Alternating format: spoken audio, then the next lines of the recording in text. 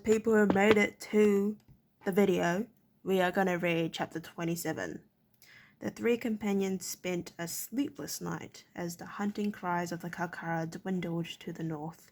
When they first heard the sounds, Gillian had moved to a saddle blaze, the bay horse snorting nervously at the fearsome howling of the two beasts. Holt, however, gestured for him to stop. "I'm not going after those things in the dark," he said briefly. "We'll wait till first light, then look for their tracks. The tracks were easy enough to find, as the Kakara obviously made no attempt to conceal their passing. The long grass had been crushed by the two heavy bodies, leaving a clear trail pointing east-northeast. Holt found the trail left by the first of the two monsters.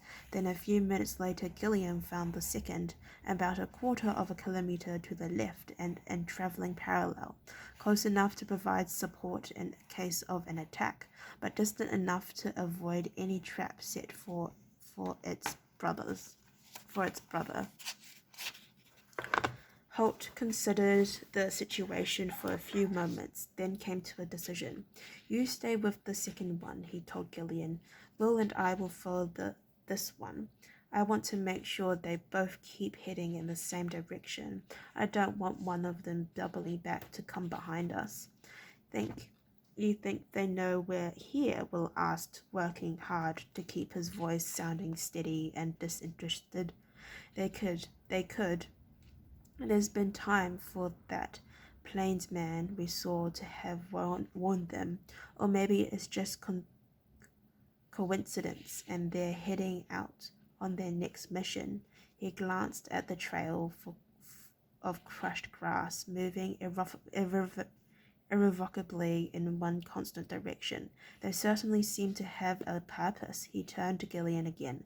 In any event, keep your eyes peeled and pay close attention to Blaze. The horses will sense these beasts before we will. We don't want to run into an ambush."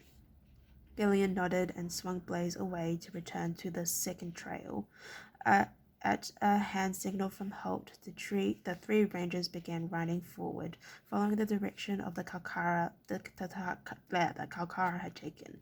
"I'll watch the trail," Holt told Will. "You keep an eye on Gillian, just in case." Will turned his attention to the tall ranger, some 200 meters away and keeping pace with them. Blaze was only visible from the shoulders up, his lower half masked by the long grass. From time to time, undulations in the intervening ground took both rider and horse out of sight, and the first time this happened, Will reacted with a cry of alarm as Gillian simply seemed to disappear into the ground. Holt turned quickly, an arrow already at half draw. But at that moment, Gillian and Blaze reappeared, seemingly unconscious of the moment of panic they'd caused. "Sorry," Will muttered, annoyed that he'd allowed his nerves to get to the better of him. Holt regarded him shrewdly. "That's all right," he said steadily. "I'd rather you let me know any time you even think there's a problem."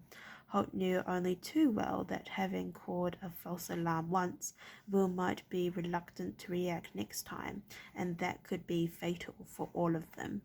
"Tell me every time you lose sight of Gillian, and tell me again when he reappears," he said. Will nodded, understanding his teacher's reasoning. And so they rode on, the keening or cry of the fault swelling in their ears again as they approached the stone circle. This time they would pass much closer, Will realized, as the Kakara seemed to be heading straight for the site. As they rode, their passage was marked by intermittent reports from Will. "He's gone. Still gone. All right, I see him again." The dips and rises in the troughs were virtually invisible under the waving cover of tall grass. In fact, Will was never sure whether it was Gillian passing through a depression or he and Holt. Often it was a combination of both. There was one bad time Gillian and Blaze sank from sight and didn't reappear within the constantly customary few seconds. I can't see him, Will reported. Then still gone, on no sign of him. His voice began to rise in pitch and the tension grew within him. No sign of them, still no sign. Holt brought Albert to a stop, his bow ready once again, his eyes searching the ground to their left as they waited for Gillian to reappear. He let go a piercing whistle, 3 ascending notes. There was a pause, then an answering whistle. This time the same 3 notes in descending order came clearly to them. Will heaved a sigh of relief, and just at that moment Gillian reappeared, large as life. He faced them and made a large gesture with both arms raised in an obvious question. What's the problem? Holt made a negative gesture and they moved on. As they approached the stone flutes, Holt became more and more watchful. The Kakara that he and Will were trailing was heading straight towards the circle. He reined in Albert and shaded his eyes, studying the dismal grey rocks intently, looking for movement or any sign that the Kakara might be lying in wait to ambush them. It's the only decent cover for miles around, he said. Let's not take the chance that the damn thing could be lurking in there waiting for us. We'll go a little carefully, I think. He signaled for Gillian to join them and explained the situation. Then they split up to form a wide perimeter around the stones, riding in slowly from 3 different directions, checking their horses for any possible sign of reaction as they came closer. But the site was empty. Although close in, the jangling moan of the wind through the flute holes was close to unbearable. Holt chewed his lip reflectively, staring out across the sea of grass at the 2 undeviating trails left by the Kalkara. This is taking us too long, he said finally. As long as we can see the trails for a couple of 100 meters ahead, we'll move faster. Slow down when you come to a rise of any time when the trail isn't visible for more than 50 meters. Gillian nodded his understanding and resumed his wide position. They urged their horses on now in a canter, the easy lope of the ranger's horses that would take 8 kilometers ahead of them. Will maintained his watch on Gillian, and whenever the visible trail diminished, either Holt or Gillian would whistle, and they would slow to a walk until the ground opened up again before them. And as night fell, they camped once again. Holt still refused to follow the 2 Kalkara in the dark, even though the moon made their trail was easily visible. Too easy for them to double back in the dark, he said. I want plenty of warning when they finally come at us. You think they will? Asked Will, noticing that Holt had said when, not if. The ranger's glanced at his tiny pupil. Always assume an enemy knows you're there, and that he will attack you, he said. That way you tend to avoid unpleasant surprises. He dropped a hand on Will's shoulders to reassure the boy. It can still be unpleasant, but at least it's not a surprise. In that moment, they resumed the trail once more, moving at the same brisk pace, slowly, only when they had no clear sight of the lie of the land ahead of them. By early afternoon they had reached the edge of the plains and rode once again into the wooded country to the north of the mountains of Rain and Night. Here they found the 2 Kalkari had joined completely, no longer keeping the wide separation they had maintained on the open ground of the plains, but their chosen path remained the same, just east of north. The The three rangers followed this course for another hour before Holt reined in Albert and signaled the others to dismount for a conference. They grouped around a map of the kingdom that he rolled out on the grass, using arrows as weights to stop the edges re-rolling. Judging from their tracks, we've made up some time on them, he said, but there's still a good half a day ahead of us. Now this is the direction they're following. He took another arrow and lined it up on the map, orientating it so that it pointed to the direction the Kakara had been following for the past 2 days and nights. As you can see, if they keep going in this direction, there are only 2 places of any significance that they could be heading for. He pointed to a place on the map here, the Ruins of Gorlan, or further north, Castle Arlen itself. Gillian drew in a breath sharply. Castle Arlen, he said. You don't think they'd dare try for King Duncan? Holt looked at him and shook his head. I simply don't know, he replied. We don't know nearly enough about these beasts, and half of what we think we know is probably myth and legend. But you've got to admit it would be a bold stroke, a master stroke, and Mortag has never been adverse to that sort of thing. He let the others digest the thought for a moment, then traced a little from their current position of the northwest. Now I've been thinking, look, here's Castle Redmond, perhaps a day's ride away, and then another day to here. From Redmond he traced a little northeast to the ruins of Gorlan marked on the map. One person riding hard and using 2 horses could make it in less than a day to Redmond, and then lead the Baron and Sir Rodney here to the ruins. If the Kakara keep moving at the pace they are, we might just be able to intercept them there.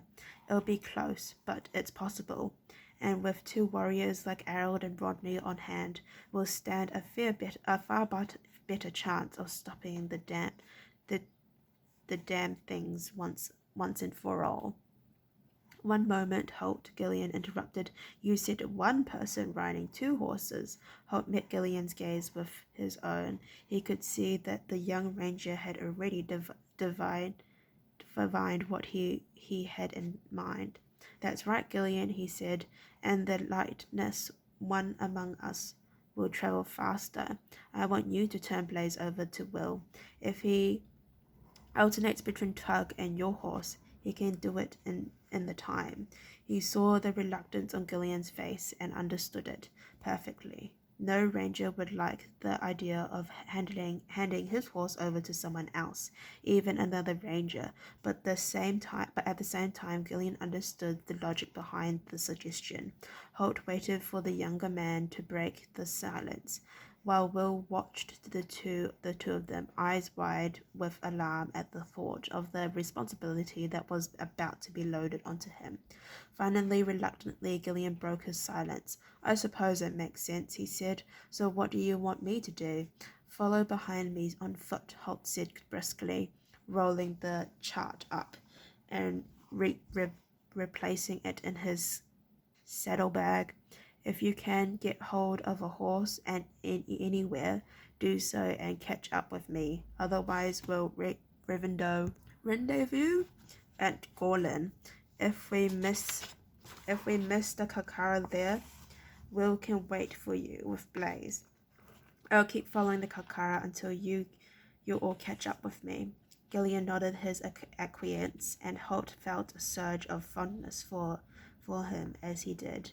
Once Gillian saw the sense of his proposal, he wasn't the kind to raise arguments or objections.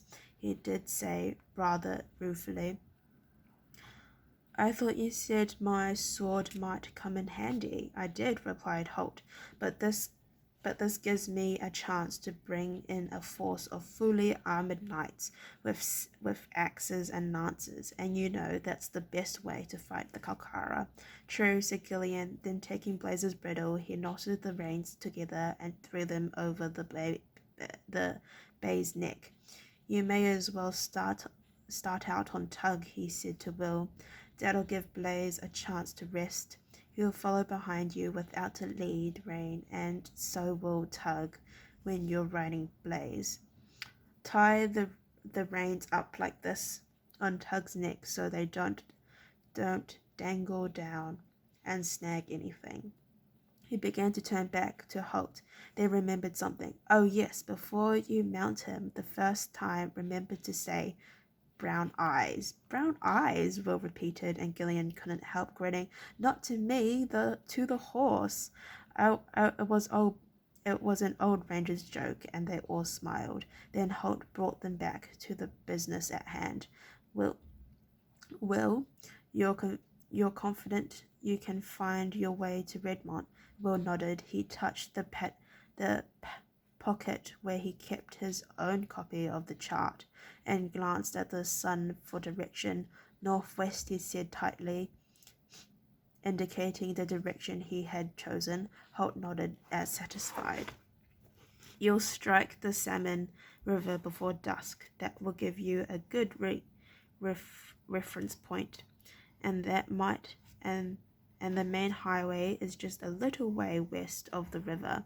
Keep to the steady canter all the way. Don't try to race the horses. You'll just tire them out that way, and you'll be slower in the long run. Travel safe now. Holt swung up into Albert's saddle, and Will mounted Tug. Gillian pointed to Will and spoke in Blaze's ears. Follow, Blaze, follow. The bay horse, intelligent as all ranger horses were, tossed its head as if in acknowledgement of the orders. Before they parted, Will had one more question that had been bothering him. Halt, he said. The ruins of Gorlan. What exactly are they? It's ironic, isn't it? Holt replied. They're the ruins of Castle Gorlan, Mortag's former fiefdom. Okay, well, thank you for listening to me read chapter 27. If you'd like to listen to me read chapter 28, then please stay tuned and I'll see you next time. Thank you. Bye-bye.